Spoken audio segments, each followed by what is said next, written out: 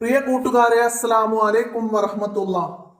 5ാം ക്ലാസ്സിന്റെ കിതാബുൽ ലിസാനുൽ ഖുർആനിലെ 4ാമത്തെ പാഠം മനിൽ ഫായിസു. മനിൽ ഫായിസു, ആരാണ് വിജയി? മനിൽ ഫായിസു എന്ന് പറഞ്ഞാൽ ആരാണ് വിജയി എന്നാണ്. അപ്പൊ എന്താണ് നമ്മൾ ഈ പാഠഭാഗത്തിൽ മനസ്സിലാക്കുന്നത്? അദവാത്തുൽ ഇസ്തിഫ്ഹാമാണ് നമ്മൾ ഈ പാഠഭാഗത്തിൽ മനസ്സിലാക്കുന്നത്. ക്വസ്റ്റ്യൻ മാർക്കുകൾ. നമ്മൾ ചില കാര്യങ്ങൾ ചോദിക്കുമ്പോൾ ആരാണ്, എന്താണ് എന്നൊക്കെ ചോദിക്കും. എന്നാണ് എന്നൊക്കെ നമ്മൾ എത്ര എണ്ണം എന്നൊക്കെ ചോദ്യചിഹ്നമായിട്ട് ഒരാളോട് ചോദിക്കും. അപ്പൊ നമ്മൾ ഉപയോഗിക്കുന്ന അദവാത്തുൽ ഇസ്തിഫ്ഹാമുകളാണ് നമ്മൾ ഇതിൽ മനസ്സിലാക്കുന്നത്. അപ്പൊ നമുക്ക് പാഠഭാഗത്തിന്റെ മീനിങ് എന്താണ് ഇതിൽ വന്നത് എന്നുള്ളതൊന്ന് നമുക്ക് മനസ്സിലാക്കാം. അതായത് ക്ലാസ്സിൽ നടക്കുകയാണ് ഒരു ക്വിസ് മത്സരം നടക്കുകയാണ് ക്ലാസ്സിൽ. അപ്പൊ ഉസ്താദ് വാഗ്ദാനം ചെയ്തു ശരിയുത്തരത്തിന് 1 മാർക്ക് വീതമാണ്. ശരിയുത്തരത്തിന് 1 മാർക്ക് വീതമാണ് ഉണ്ടാവുക. 1ാം സ്ഥാനം ലഭിക്കുന്നവർക്ക് സമ്മാനം വാഗ്ദാനം ചെയ്തിട്ടുണ്ട്. അങ്ങനെ ഉസ്താദ് ചോദ്യങ്ങൾ ചോദിച്ചു തുടങ്ങുകയാണ്. ഇവിടെ മൊല്ലി എന്ന് പറഞ്ഞ ഉസ്താദും പിന്നെ ഓരോ കുട്ടികളെ പേരുകൾ ഹാമിദ്, ഷാനിബ, മാജിദ്, ആയിഷ, അങ്ങനെ കുട്ടികൾ ഉത്തരങ്ങൾ പറയുന്നതുമാണ്. 1ാമത്തെ ചോദ്യമായിട്ട് ചോദിക്കുന്നത് സമസ്ത എന്നതിന്റെ പൂർണ്ണ നാമം എന്ത് എന്നാണ്. സമസ്ത എന്നതിന്റെ, അതിന് ഹാമിദ് ഉത്തരം പറയുന്നുണ്ട്. സമസ്ത കേരള ജമിയത്തുൽ ഉലമ എന്നാണ്. അടുത്ത ചോദ്യം ഉസ്താദ് ചോദിക്കുന്നു ആ പേരിനെ അറബീകരിക്കൽ എങ്ങനെയാണെന്ന്, അറബിയിലേക്ക് പറയൽ എങ്ങനെയാണ് എന്ന്, അതിനെ അറബിയിലേക്ക് ആക്കൽ എങ്ങനെയാണെന്ന് അതില് ചോദ്യം 2ാമത്തെ ചോദ്യം ചോദിക്കുന്നു.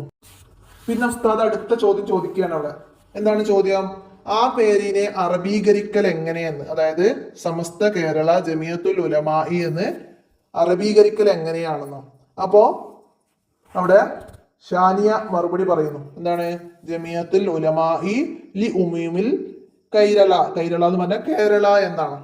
അപ്പൊ ഇത് നമുക്ക് മനസ്സിലാക്കാം. അപ്പൊ അവിടെ കൈഫ എങ്ങനെയാണ് എന്നൊരു ചോദ്യം അവിടെ വന്നു അല്ലെ. പിന്നെ വീണ്ടും ഉസ്താദ് മുഅല്ലിം അടുത്ത ചോദ്യം ചോദിക്കും.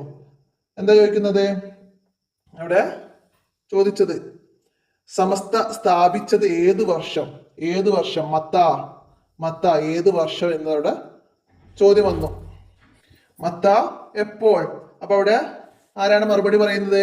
മാജിദ്. മാജിദ് അവിടെ മറുപടി പറയുന്നു.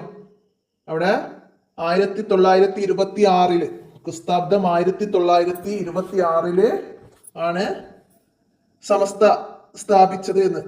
വീണ്ടും ഉസ്താദ് ചോദിക്കുകയാണ് അതിന്റെ പ്രഥമ പ്രസിഡന്റ് ആരായിരുന്നു എന്ന്. മൻ കാന എന്ന് ചോദിച്ചിട്ട് അവിടെ മൻ ആരായിരുന്നു പ്രസിഡന്റ് എന്ന്. അപ്പൊ ആയിഷ മറുപടി പറയുന്നു സയ്യിദ് അബ്ദുറഹ്മാൻ ബാ അലവി റഹിമഹുല്ലാഹു ആണ് അതിന്റെ പ്രഥമ പ്രസിഡന്റ്, ആദ്യത്തെ പ്രസിഡന്റ്.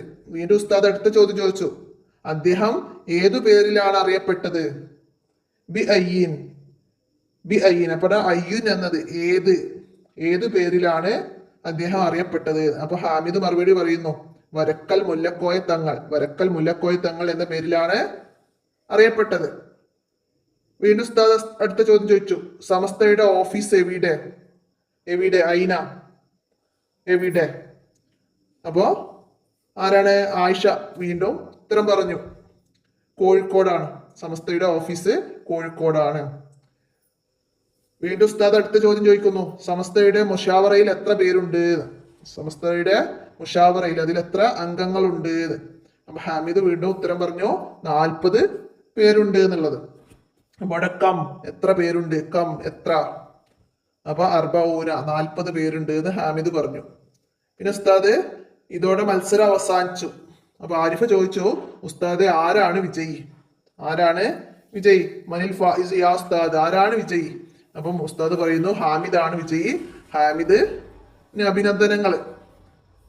അവിടെ ഹാമിദിനെ അഭിനന്ദിക്കുകയാണ്. അപ്പൊ എത്രയാണ് പാഠഭാഗം മനസ്സിലാക്കാന്. അപ്പൊ അതിൽ വന്ന ചോദ്യങ്ങൾ മാ, കൈഫ, മത, മൻ, അയ്യുൻ, ഐന, കം, അങ്ങനെ വന്ന ചോദ്യങ്ങൾ മനസ്സിലാക്കുക എല്ലാവരും. ഇനി അടുത്ത വർക്ക് എന്താണ് ഇതിൽ വന്നത്? പാഠഭാഗത്ത് നിന്ന് വന്ന ചോദ്യങ്ങൾ വന്നത് ഇവിടെ മാ ഇസ്മു, മൽ ഇസ്മു പേരെന്താണെന്നാണ്. മൽ ഇസ്മു പിന്നെ അടുത്തതാ മനിൽ ഫായിസു, ആരാണ് വിജയി? കൈഫ നുതർജിമു, എങ്ങനെ പരിഭാഷപ്പെടുത്തും? കൈഫ എങ്ങനെ?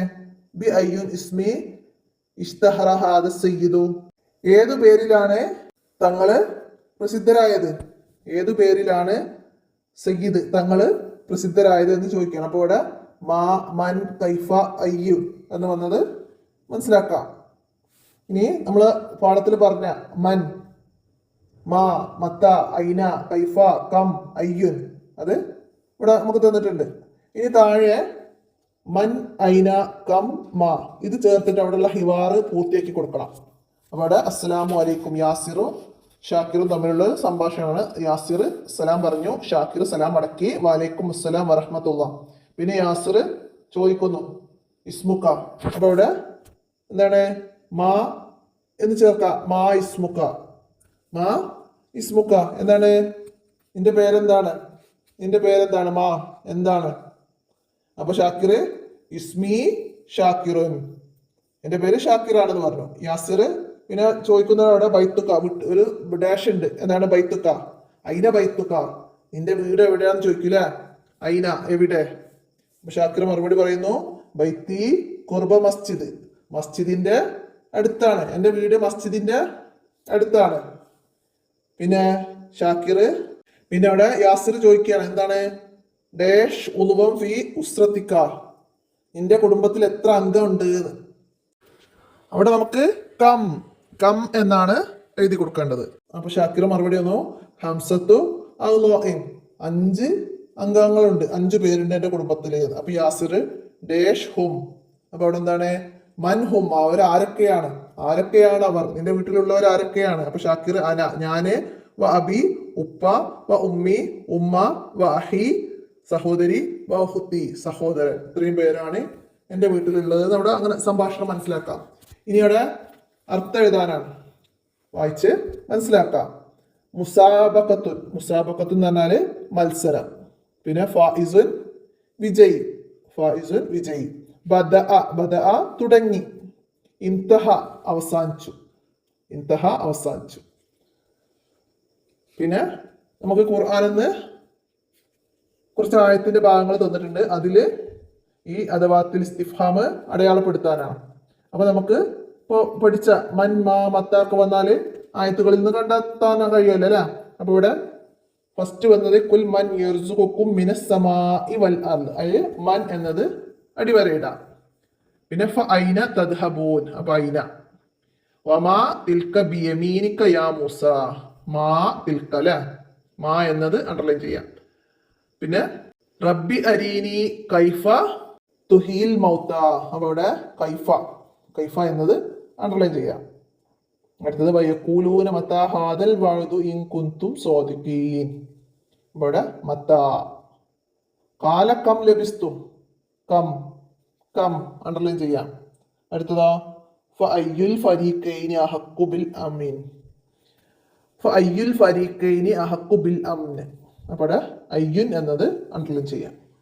അപ്പൊ എത്രയാണ് ഈ പാഠഭാഗത്തില്. ഇനി നമുക്ക് താഴെ കോപ്പി പോലെ എഴുതാനാണ്. അപ്പൊ ആദ്യം അതിന്റെ മേലെ കൂടെ എഴുതാം, പിന്നെ താഴെയുള്ളതിലേക്ക് പകർത്തി എഴുതാം. പിന്നെ നമ്മൾ പാഠഭാഗത്തു നിന്നുള്ള കുറച്ച് മീനിങ്ങുകളൊക്കെ താഴത്ത് തന്നിട്ടുണ്ട്, അതൊക്കെ വായിച്ച് മനസ്സിലാക്കി പഠിക്കാം.